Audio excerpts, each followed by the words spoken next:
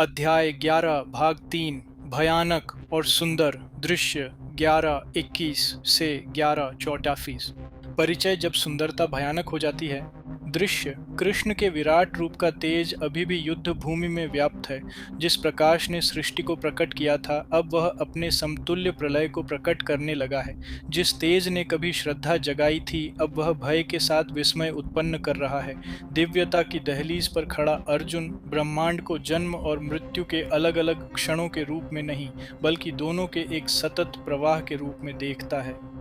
फिर दिव्य दृष्टि विरोधाभास में बदल जाती है। देवता और ऋषि पूजा में झुकते हैं, जबकि दानव और योद्धा भय से कांपते हैं। वही रूप जो सृष्टि का पोषण करता है, उसे भस्म भी करता है। जो अग्नि ऊष्मा देती है, वही भस्म भी करती है। जो नदी पोषण करती है, वही बाढ़ भी लाती है। कृष्ण के विश्व रूप में अर्जुन स्वयं काल को विशाल, निष्पक्ष और अजेय देखता है।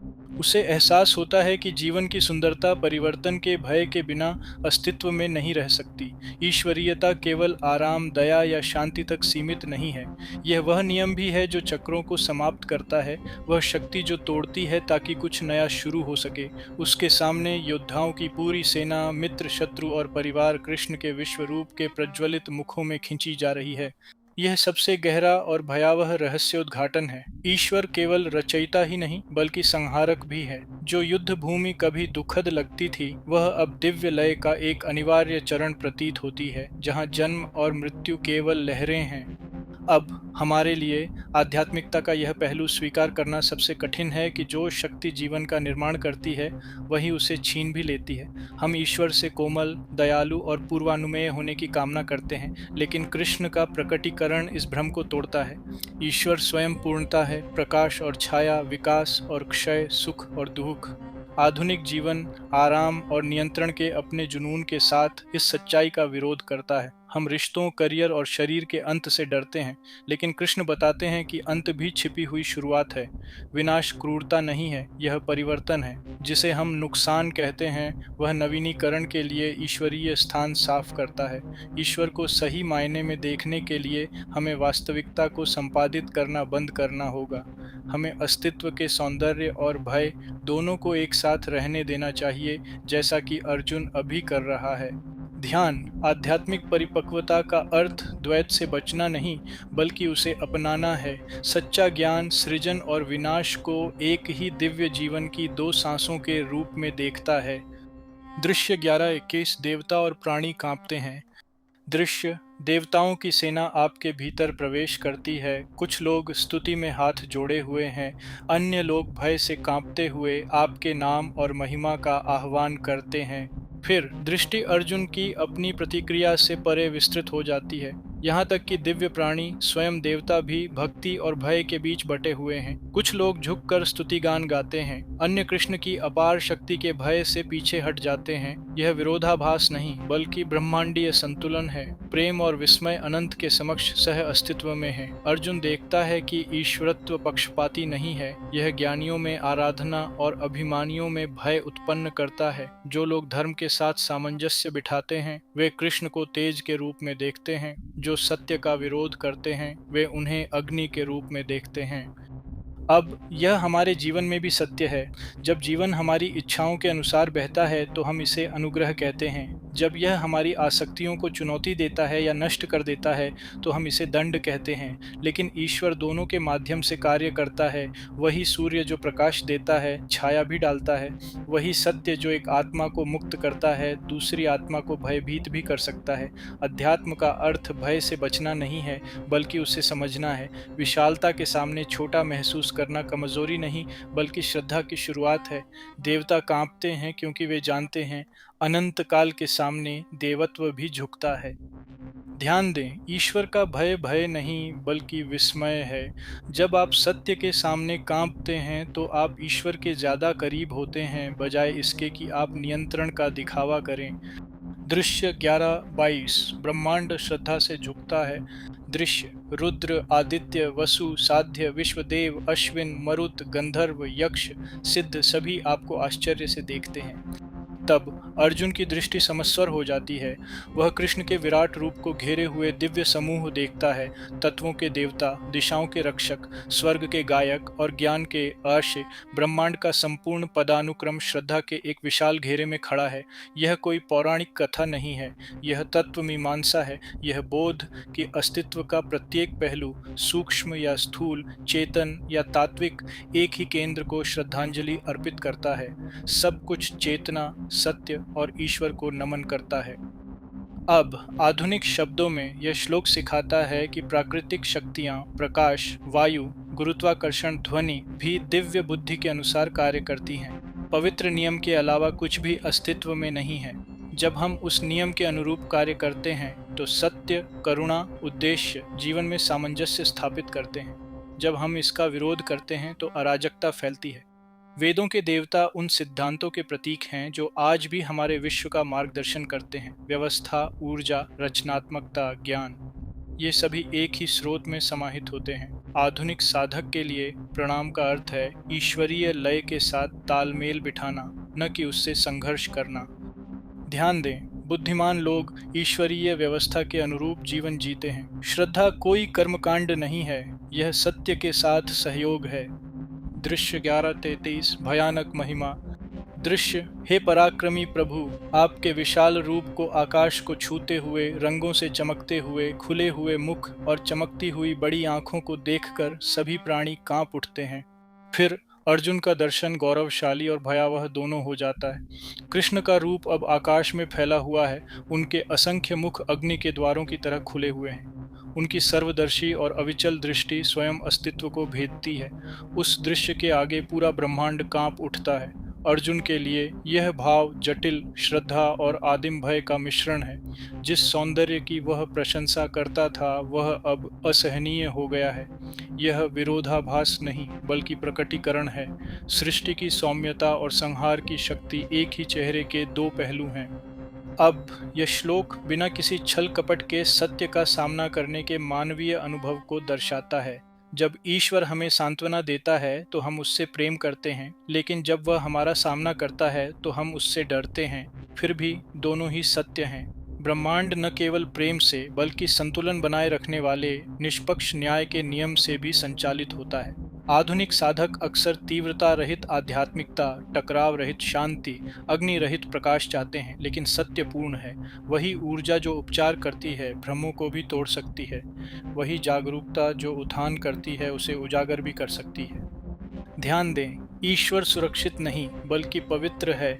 सच्ची श्रद्धा तब शुरू होती है जब आप ईश्वर से यह मांगना बंद कर देते हैं कि वह आपकी सुविधा के अनुसार छोटा हो जाए।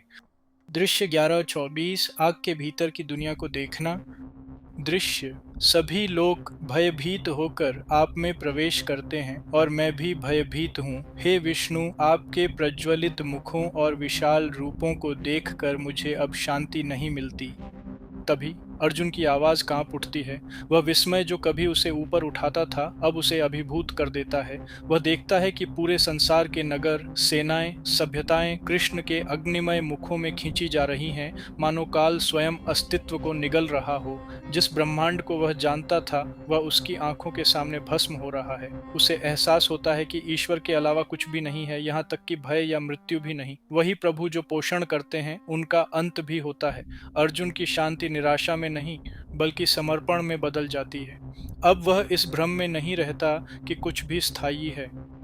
अब यह हमारी अपनी जागृति को दर्शाता है। जब हम अनित्यता, प्रियजनों की हानि, वृद्ध शरीर, भ्रमों के अंत का सामना करते हैं, मन प्रतिरोध करता है, हृदय कांपता है, लेकिन आत्मा फुसफुसाती है। सब कुछ स्रोत की ओर लौट जाता है। कृष्ण के अग्निमय मुख क्रूरता नहीं है, वे नवीनीकरण के मार्ग हैं। जो उनमें प्रवेश करता है वह रूपांतरित होता है, नष्ट नहीं होता। विनाश तो बस सृष्टि का पुनर्स्थापन है। ध्यान दें, जब जीवन आपकी निश्चितताओं को जला देता है तो यह सज्जा नहीं बल्कि शुद्धिकरण है। जो आग में समाप्त होता है उसे सत्य में पुनर्जन्म लेने दें। दृश्य 11:25 क्रोध के चेहरे। दृश्य, हे विष्णु, आपके मुखों को प्रलय की अग्नि के समान प्रज्वलित देखकर मुझे न आदि, न मध्य, न अंत दिखाई देता है। आप अपने तेज से समस्त दिशाओं को भस्म कर देते हैं। तब अब अर्जुन कृष्ण को विलयन की शक्ति ब्रह्मांडीय चक्रों का अंत करने वाली अग्नि के रूप में देखता है। अनगिनत मुख जो कभी सुंदर थे अब इतनी शक्ति से गर्जना करते हैं कि कोई भी प्राणी उनका प्रतिरोध नहीं कर सकता। पूरा आकाश दिव्य ऊर्जा से प्रज्वलित है जो हर दिशा से विकीर्ण हो रही है। दिव्यता के बाहर कोई सुरक्षित स्थान नहीं है, सब कुछ उसमें समाया हुआ है। अर्जुन के लिए यह एक रहस्योद्घाटन और दीक्षा दोनों है। वह मित्र जो कभी उसके बगल में मुस्कुराता था अब स्वयं शाश्वत बन गया है। सीमित अब स्वयं को अनंत से अलग नहीं कर सकता। अब हम भी इसका अनुभव करते हैं जब दिव्य सत्य हमारे भ्रमों को भस्म कर देता है, जब हम अपनी पहचान, आराम या निश्चितता के लिए जिससे चिपके रहते हैं वह जलकर राख हो जाता है। यह अनुभव अराजकता जैसा लगता है लेकिन वास्तव में स्पष्टता है। जो तेज भस्म करता है वह मुक्ति भी देता है। कृष्ण की अग्नि वह सत्य है जो असत्य को नहीं छोड़ती।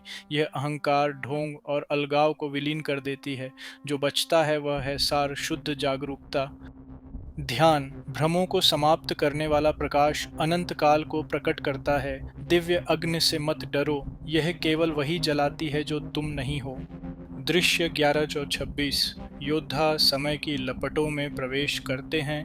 दृश्य धृतराष्ट्र के सभी पुत्र भीष्म, द्रोण, कर्ण और हमारे पक्ष के प्रमुख योद्धा भयंकर दांतों वाले आपके मुंह में घुस रहे हैं। कुछ आपके दांतों के बीच फंस गए हैं, उनके सिर कुचले हुए हैं। फिर दृश्य अपने सबसे भयावह यथार्थ तक पहुंचता है। अर्जुन अपने प्रिय अग्रजों, गुरुजनों, चचेरे भाइयों और युद्ध भूमि के सभी वीरों को कृष्ण के प्रज्वलित मुखों द्वारा निगलते हुए देखता है। वह भीष्म के बड़प्पन, द्रोण के ज्ञान, कर्ण के पराक्रम को दैवीय काल द्वारा भस्म होते हुए देखता है। हृदय के लिए यह सबसे कठिन सत्य है। पुण्यात्मा, महान पुरुष भी अवश्य ही मृत्यु को प्राप्त होते हैं। मृत्यु अन्याय नहीं है, यह परिवर्तन का नियम है। अर्जुन को बोध होता है कि यह युद्ध घृणा या महत्वाकांक्षा से प्रेरित नहीं बल्कि नियति द्वारा प्रेरित है। कृष्ण का काल रूप सबको निगल जाता है।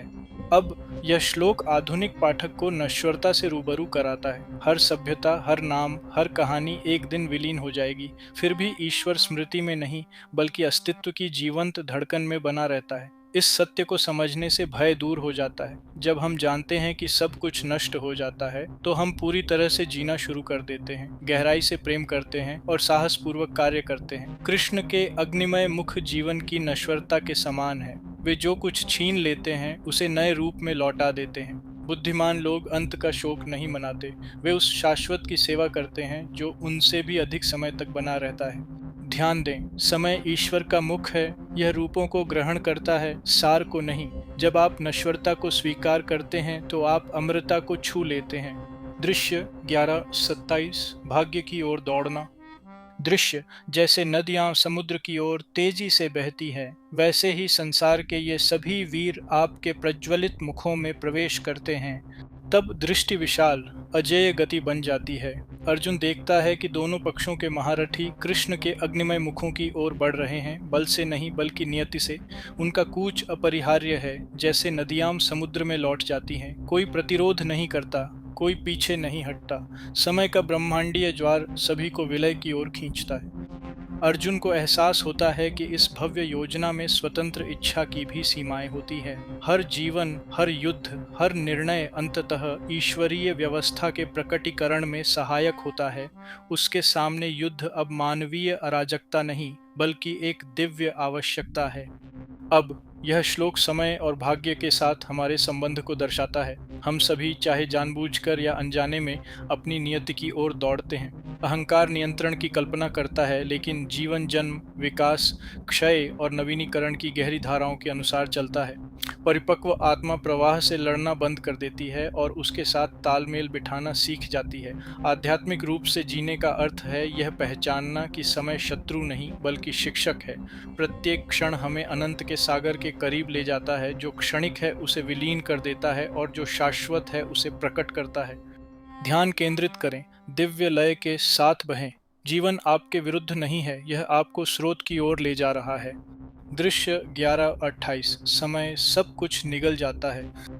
दृश्य जैसे पतंगे प्रज्वलित अग्नि में तेजी से प्रवेश करते हैं और नष्ट हो जाते हैं, वैसे ही ये प्राणी बड़ी तेजी से आपके मुख में प्रवेश करते हैं और नष्ट हो जाते हैं। फिर दृश्य और भी भयंकर हो जाता है। अर्जुन देखता है कि सेनाएं कृष्ण के अग्निमय जबड़ों की ओर ऐसे दौड़ रही हैं जैसे पतंगे मंत्रमुग्ध, असहाय और प्रकाश में भस्म हो रहे हों। यह क्रूरता नहीं है, यह जीवन का नियम है। पतंगे का विनाश ही उसकी नियति है। वह रूप की कीमत पर भी प्रकाश की खोज करता है। अर्जुन के लिए यह असहनीय होते हुए भी ज्ञानवर्धक है। उसे एहसास होता है कि मृत्यु अराजकता नहीं बल्कि ईश्वरीय प्रक्रिया में भागीदारी है। अग्नि दंड नहीं देती, वह रूपांतरित करती है। प्रत्येक अंत सृष्टि की निरंतरता को पोषित करता है। अब हमारे लिए यह श्लोक बताता है कि कैसे मानवता इच्छाओं और आसक्तियों की ओर भागती है जो अंततः हमें निगल जाती हैं। हम धन, शक्ति और सुख के पीछे पतंगों की तरह दौड़ते हैं जब तक कि अहंकार जलकर राख न हो जाए और सत्य शेष न रह जाए। आग बाहर नहीं है, यह परिवर्तन की आंतरिक पुकार के भीतर है जो भ्रमों का नाश करती है। आध्यात्मिक जागृति अक्सर ऐसी ही जलन में शुरू होती है जब पुरानी पहचानें विलीन हो जाती हैं और स्पष्टता चमकती है। ईश्वर की ज्वाला अज्ञान का अंत है, जीवन का नहीं। ध्यान केंद्रित करें, दिव्य अग्नि को अपने भ्रमों को भस्म करने दें, अपनी आत्मा को नहीं। सत्य के प्रकाश में जो नष्ट हो जाता है वह वास्तव में आप कभी नहीं थे। दृश्य 11:19 समय के ज्वलंत मुख। दृश्य आप अपनी ज्वलंत जिह्वाओं से समस्त लोकों को चाटकर उन्हें चारों ओर से भस्म कर देते हैं। आपकी प्रचंड किरणें ब्रह्मांड को ऊष्मा और प्रकाश से भर देती हैं। फिर अर्जुन का वर्णन और भी जीवंत और विश्वव्यापी हो जाता है। कृष्ण के मुख सृष्टि को भस्म करने वाली अग्नि की जीभ है। उनकी ऊर्जा सभी दिशाओं में फैलती है, कुछ भी बच नहीं पाता, कुछ भी बर्बाद नहीं होता। वही ज्वालाएं जो भस्म करती हैं, प्रकाश भी देती हैं। यह प्रलय नहीं, रहस्योद्घाटन है। अब अर्जुन समझ जाता है कि विनाश और ज्ञान एक ही गति है। वही अग्नि जो रूपों का अंत करती है, सत्य को भी उजागर करती है। अब यह दृश्य ईश्वरीय शक्ति के द्वैत स्वरूप को प्रकट करता है। हमारे जीवन में भी परिवर्तन अक्सर जलने जैसा लगता है। मन हानि से डरता है, लेकिन आत्मा उसे शुद्धि के रूप में पहचानती है। दर्द जिसे ठीक से समझा जाए, ज्ञान की एक पवित्र नींव बन जाता है। सामूहिक मानवीय अनुभवों, युद्धों, पतनों, पुनर्जन्मों में भी वही ईश्वरीय बुद्धि विकास को नया रूप देती है। ब्रह्मांड अंत के माध्यम से स्वयं को नवीनीकृत करता है। ध्यान दें, ईश्वर की अग्नि शुद्ध करती है, दंड नहीं देती। इस अग्नि की जलन पर विश्वास करें, यह परिवर्तन के पीछे छिपे शाश्वत प्रकाश को प्रकट करती है। दृश्य क्या टेक्ट, तुम सारे संसार को खा जाते हो। दृश्य मुझे बताइए, इस भयानक रूप में आप कौन हैं? दया कीजिए, मैं आपको प्रणाम करता हूँ। हे परम प्रभु, अपना उद्देश्य प्रकट कीजिए। फिर कांपते हुए अर्जुन अंततः बोलता है। असहनीय दृश्य उसे समर्पण के लिए प्रेरित करता है। वह अब समझ नहीं पाता कि वह क्या देख रहा है। सौंदर्य और भय एक हो गए हैं। हथेलियां जोड़कर वह विनती करता है, आप इस प्रज्वलित रूप में कौन हैं जो संसारों को निगल रहे हैं? यह क्षण अर्जुन की पूर्ण विनम्रता का प्रतीक है। जिस मित्र और गुरु को वह कभी जानता था, वह स्वयं अस्तित्व का असीम रहस्य बन गया है। अर्जुन का प्रश्न जिज्ञासा नहीं, श्रद्धा है। वह अब नियंत्रण या विजय नहीं, केवल समझ चाहता है। अब यह दृश्य जागृति के दौरान प्रत्येक साधक की पुकार का प्रतिनिधित्व करता है। जब परिचित चीजें ढह जाती हैं, जब आप जिसे ईश्वर मानते थे वह आपकी छवि में फिट नहीं बैठता, तो एकमात्र प्रार्थना समर्पण ही बचती है। आप सांत्वना नहीं बल्कि सत्य की याचना करते हैं। ईश्वर अक्सर इसी तरह प्रकट होते हैं, अलगाव और अहंकार के भ्रम को दूर करते हुए, जब तक कि केवल विस्मय ही शेष न रह जाए। जब आप समर्पण की गहराई से कहते हैं, आप कौन हैं, तो उत्तर शब्दों में नहीं बल्कि प्रकटीकरण में आता है। फोकस समर्पण निश्चितता का स्थान ले लेता है। आत्मा का सबसे शक्तिशाली प्रश्न मैं ही क्यों नहीं बल्कि आप कौन हैं है। दृश्य 11:21 मैं समय हूँ, संसारों का नाश करने वाला। दृश्य मैं काल हूँ, लोकों का महासंहारक। मैं सभी प्राणियों को भस्म करने आया हूँ। तुम्हारे बिना यहाँ तैनात योद्धाओं का अस्तित्व ही समाप्त हो जाएगा। फिर कृष्ण अंततः उत्तर देते हैं, सत्य अनंत काल तक गरजता है, काल स्वयं ही गतिमान ईश्वर है, वह अटल धारा जो सभी वस्तुओं को पूर्णता की ओर ले जाती है। सृजन, विकास, क्षय और मृत्यु अलग अलग क्रियाएं नहीं बल्कि एक ही शाश्वत नृत्य के चरण हैं। अर्जुन इन शब्दों को सुनता है और नियति को समझता है। युद्ध आकस्मिक नहीं है, क्रूर नहीं है, यह ईश्वरीय विधान का प्रकटीकरण है। उसकी भागीदारी के बिना भी ये घटनाएं घटित होती। उसका चुनाव यह नहीं है कि युद्ध होगा या नहीं, बल्कि यह है कि वह साधन बनेगा या बाधक। अब यह समस्त विश्व दर्शन में सबसे गहन रहस्योद्घाटनों में से एक है। ईश्वर केवल समय का सृजन नहीं करता, वह स्वयं समय है। प्रत्येक परिवर्तन, प्रत्येक जन्म और मृत्यु, प्रत्येक बीतता हुआ क्षण कृष्ण की गति है। जब हम अनित्यता से लड़ते हैं तो हम ईश्वर से भी लड़ते हैं। यह श्लोक नियंत्रण के भ्रम को भी दूर करता है। हम अस्तित्व की कहानी में भागीदार हैं, लेखक नहीं। स्वतंत्रता नियति से बचने में नहीं बल्कि उसके साथ तालमेल बिठाने में निहित है। ध्यान दें, समय एक दिव्य गति है, इसके साथ बहो और तुम मुक्त हो जाओगे, इसका विरोध करो और तुम भ्रम का शिकार हो जाओगे। दृश्य 11 मेरा साधन बनो। दृश्य, अतः हे अर्जुन उठो, इस दिव्य कार्य में मेरे निमित्त बनो। जो पहले से ही भाग्य से अभिशप्त हैं वे नष्ट हो जाएंगे, तुम केवल नियति को ही पूरा करोगे। फिर कृष्ण के शब्द फिर से करुणामय हो जाते हैं। वे अर्जुन को निराश न होने बल्कि सहभागी होने के लिए आमंत्रित करते हैं। इस दर्शन का उद्देश्य उसे भयभीत करना नहीं बल्कि अहंकार के बोझ से मुक्त करना था।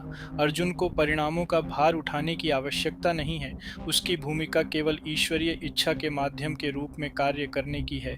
भगवान का संदेश स्पष्ट है, बुद्धिमान व्यक्ति कर्तापन के अभिमान के बिना कार्य करता है। महान विजय या विपत्तियां भी ब्रह्मांडीय संतुलन का हिस्सा हैं। अर्जुन का धर्म प्रवाह की सेवा करना है, उसका न्याय करना नहीं। अब यह श्लोक कर्म योग का सच्चा अर्थ प्रकट करता है।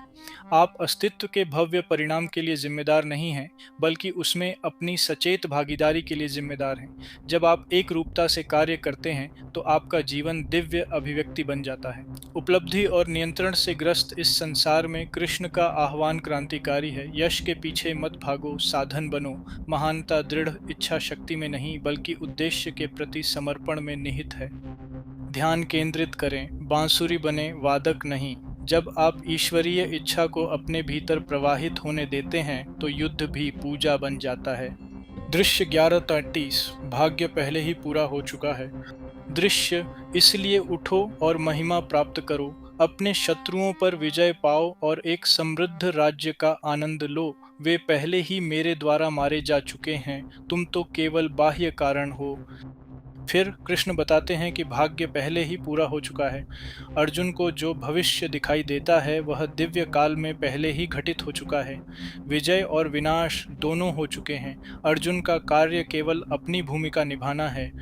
इससे अर्जुन का दृष्टिकोण चिंता से स्वीकृति की ओर मुड़ जाता है। परिणाम पर कोई संदेह नहीं है, बस कर्म करने की उसकी इच्छा शक्ति बनी हुई है। उसकी हिचकिचाहट इस भ्रम से पैदा हुई थी कि वह अकर्मण्यता से भाग्य बदल सकता है। अब वह समझता है कि धर्म का विरोध करना स्वयं वास्तविकता का विरोध करना है। अब यह श्लोक हमें परिणामों के प्रति आसक्ति से मुक्त होने के लिए आमंत्रित करता है। बुद्धिमान लोग यह समझते हैं कि परिणाम एक व्यापक बुद्धि से संबंधित होते हैं। जीवन की पटकथा अहंकार द्वारा नहीं बल्कि शाश्वत द्वारा लिखी जाती है। स्वतंत्रता अपनी भूमिका को पूरे मन से निभाने में निहित है, न कि उसके बाद आने वाली चीज़ों को नियंत्रित करने में। आधुनिक साधक इस सत्य को अपने दैनिक जीवन में लागू कर सकते हैं, निष्ठापूर्वक कार्य कर सकते हैं, आसक्ति त्याग सकते हैं और जो घटित हो रहा है उस पर भरोसा कर सकते हैं। भाग्य कोई बाहरी नियति नहीं बल्कि ईश्वरीय व्यवस्था की गहन लय है। ध्यान केंद्रित करें, नियंत्रण के भ्रम को त्याग दें, अपनी भूमिका पूरी निष्ठा से निभाएं। ब्रह्मांड को अपना अंत पहले से ही पता है। दृश्य 11:49 अर्जुन की प्राप्ति। दृश्य, द्रोण, भीष्म, जयद्रथ, कर्ण और मेरे द्वारा मारे गए अन्य वीरों का वध करो। संकोच मत करो, तुम युद्ध में अपने शत्रुओं पर विजय प्राप्त करोगे, इसलिए उठो और कार्य करो। फिर कृष्ण उन पराक्रमी योद्धाओं का नाम लेते हैं जिनका पतन निश्चित है। अर्जुन के लिए यह पूर्ण समर्पण का क्षण है। जिन मित्रों और अग्रजों से उसने कभी युद्ध करने से इनकार कर दिया था, वे अब ईश्वरीय योजना का हिस्सा बन चुके हैं। उसकी करुणा उदात्त तो थी, पर अनुचित थी। अब सच्ची करुणा का अर्थ है आसक्ति के बिना धर्म का पालन करना। उसे बोध होता है कि उसका दुख आंशिक दृष्टि से आया था, जिसमें वह व्यक्तिगत को तो देख रहा था पर ब्रह्मांडीय को नहीं। अब वह समझता है कि जीवन और मृत्यु एक ही स्वामी है। उसका कार्य शोक करना नहीं, बल्कि अहंकार के लिए नहीं, बल्कि ईश्वरीय उद्देश्य से जुड़े कर्तव्य के लिए संघर्ष करना है। अब यह श्लोक प्रत्येक साधक को आवश्यक कार्य के प्रति अपराध बोध से मुक्त करता है। कभी कभी जीवन हमें किसी चीज को समाप्त करने, उससे दूर जाने, सत्य का सामना करने के लिए कठोर निर्णय लेने के लिए कहता है। आध्यात्मिक परिपक्वता का अर्थ है भावुकता से नहीं, बल्कि स्पष्टता से कार्य करना। हृदय उच्चतर कर्तव्य निभाते हुए भी गहन प्रेम कर सकता है। कृष्ण का संदेश युद्ध से परे है। यह सत्य को जीने के साहस के बारे में है, भले ही इसके लिए बलिदान की आवश्यकता हो। ध्यान, सच्चा समर्पण ईश्वरीय इच्छा से प्रेरित साहसी कार्य है। जब आप भाग्य में ईश्वर को देखते हैं तो संकोच समाप्त हो जाता है। समापन सारांश, जब परमेश्वर स्वयं को समय के रूप में प्रकट करता है। दृश्य, यह दृश्य अपने भयावह परिवर्तनकारी चरमोत्कर्ष पर पहुंचता है। हजारों सूर्यों के समान दीप्तिमान कृष्ण ने स्वयं को न केवल सृष्टिकर्ता के रूप में, बल्कि काल के संहारक, नवीनीकरणकर्ता और अस्तित्व की अपरिहार्य लय के रूप में भी प्रकट किया है। फिर अर्जुन ने सभी प्राणियों को असहाय होकर दिव्य अग्नि में भागते हुए देखा। 11:27, 11:28। ईश्वर की जीभों को लोगों को भस्म करते हुए 11:3 और कृष्ण को यह घोषणा करते सुना, मैं काल हूँ लोगों का संहारक। 11:3। फिर भी यह रहस्योद्घाटन विनाश नहीं, बल्कि मुक्ति है। विनाश को दिव्य दिखाकर कृष्ण अर्जुन को त्रासदी के भ्रम से मुक्त करते हैं। युद्ध भूमि क्रूरता का नहीं, बल्कि शाश्वतता का मंच बन जाती है। कृष्ण अर्जुन को संहारक के रूप में नहीं, बल्कि ब्रह्मांडीय नियम के सेवक के रूप में कार्य करने के लिए कहते हैं। 11:14। यह संदेश सभी युगों में गूंजता है, निडर होकर कार्य करो, क्योंकि परिणाम तो पहले से ही ईश्वर का है। अब यह दृष्टि जीवन और मृत्यु को देखने के हमारे नजरिए को बदल देती है। वही ईश्वर जो सृजन में मुस्कुराता है, विनाश में भी प्रज्वलित होता है। हर क्षति, हर अंत, हर मृत्यु दिव्य नवीनीकरण में भागीदार होती है। समय को पवित्र समझना, आसक्ति को त्याग कर जीना शुरू करना है। हमारी दुनिया में जहाँ हम अनिश्चितता से डरते हैं और अंत से बचते हैं, कृष्ण का रहस्योद्घाटन संतुलन बहाल करता है। यह सिखाता है कि समर्पण हार नहीं, बल्कि सहभागिता है। ईश्वर अंध आज्ञाकारिता नहीं, केवल संरेखण की मांग करता है। जिस क्षण हम जीवन के प्रवाह का विरोध करना बंद कर देते हैं, विनाश भी सौंदर्य बन जाता है और नश्वरता अर्थ बन जाती है। अर्जुन का कांपता हृदय हम सभी का प्रतीक है, जो अनित्यता से भयभीत हैं, फिर भी मन ही मन उससे परे सत्य को देखने की लालसा रखते हैं। कृष्ण का ब्रह्मांडीय रहस्योद्घाटन उस लालसा का उत्तर देता है। शाश्वत सभी रूपों में रचयिता, संहारक, मुक्तिदाता है और हम सभी उस दिव्य प्रकटीकरण का हिस्सा हैं। फोकस, समय गतिशील ईश्वर है। जब आप अनंत काल को बदलते हुए देखते हैं तो अंत शुरुआत बन जाते हैं और भय विस्मय में बदल जाता है।